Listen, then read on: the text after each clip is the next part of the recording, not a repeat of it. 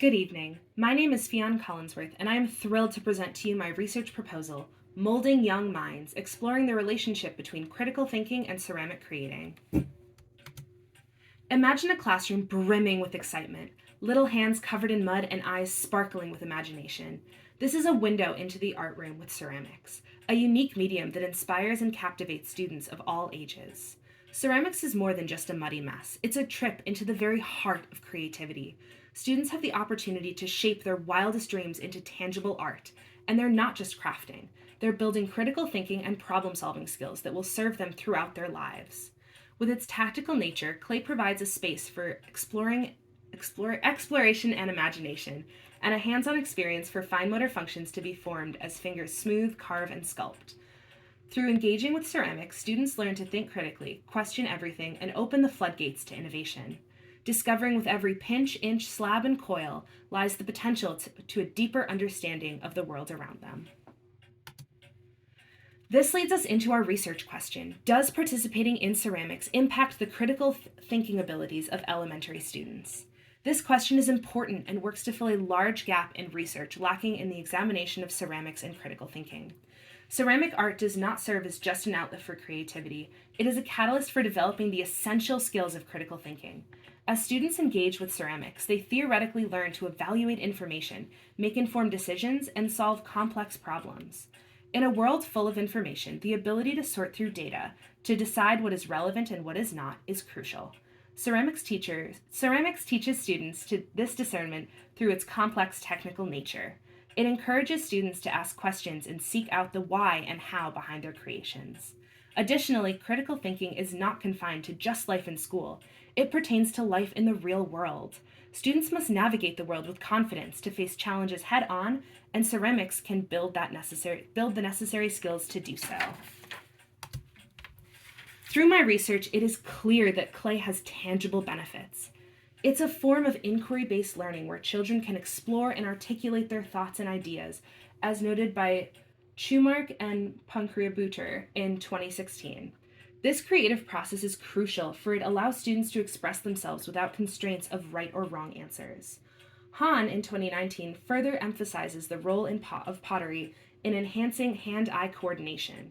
This is essential not just for artistic pursuits, but for intellectual and physical development, paving the way for improved cognition and critical thinking. And let's not overlook the social aspect. As Yazbek in 2013 beautifully states, clay fosters communication and conversation, sparking dialogues that are shaping to the mind as the clay is to their hands. These conversations are the undercurrents of collaboration and community building. While there was much information about the general benefits of ceramic art to students, there were some gaps in the literature. There was a variation of how researchers defined critical thinking, ranging from how students decipher information from media, choose social and political stances, to how students learn to build a tower with blocks. For the purpose of the research presented here, we look at Bowden et al., which encapsulates critical thinking as a blend of observing, interpretation, evaluation, association, problem-solving, comparison, and flexible thinking. Searching for an exam that would be age-appropriate for children ages 5 to 7 years old was also difficult. Many critical thinking exams cater towards high school and collegiate students. Few were geared towards elementary level students, and many assessments focused on math or reading, overlooking the rich critical thinking experiences that the arts, particularly ceramics, provide. This gap not only highlights the need for more inclusive evaluation tools, but also underscores the unique value that arts education brings to cognitive development. Now let's delve into the variables of this experiment. To examine this question, I will host 2 additional art classes for 5 months or 20 classes. Our control group will take a 2D art class that will run following the same project concepts, but will be limited to 2D mediums. Our experimental group will be participating in additional ceramics classes. The independent variable here is the critical thinking skills that students possess.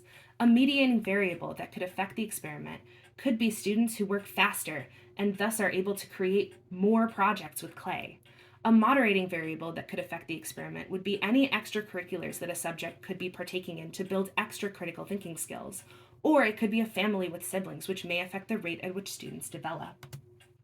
Jumping right into our methodology, students in both control and experimental groups will take a pre-assessment consisting of the Silver Drawing Test, an art therapy exam that examines cognitive thinking in young children. Both qualitative and quantitative data from this pre-assessment is then stored for later comparison to check back for growth. Upon completing the pre-assessment, students will participate in the next 20-week additional class in either ceramics or 2D art. During this time, all projects will be similar conceptually.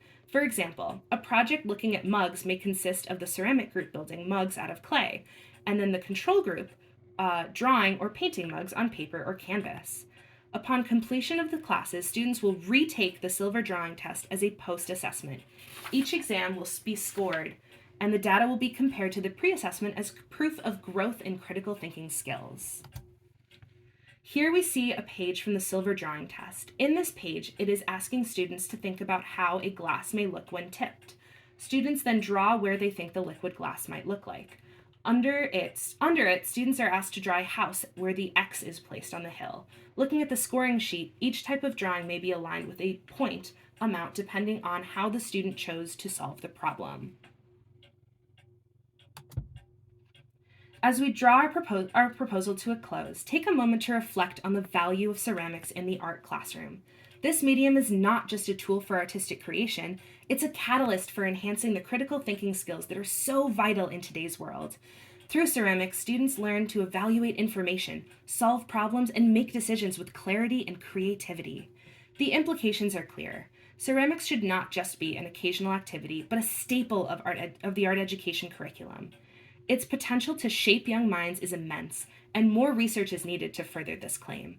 We must advocate for ceramics to take on a bigger role in educational programs, nurturing the next generation of thinkers and innovators. However, we must also acknowledge the limitations. Ceramics can be expensive and time-consuming, and not all educators have the training to teach it effectively. These challenges are real, but they are not insurmountable. With commitment and investment in resources and teacher training, we can overcome these barriers. In conclusion, the case for ceramics in education is compelling. It is more than modeling clay. It's about modeling the future. Let's embrace this medium with the seriousness it deserves for the sake of our students and the world they will inherit.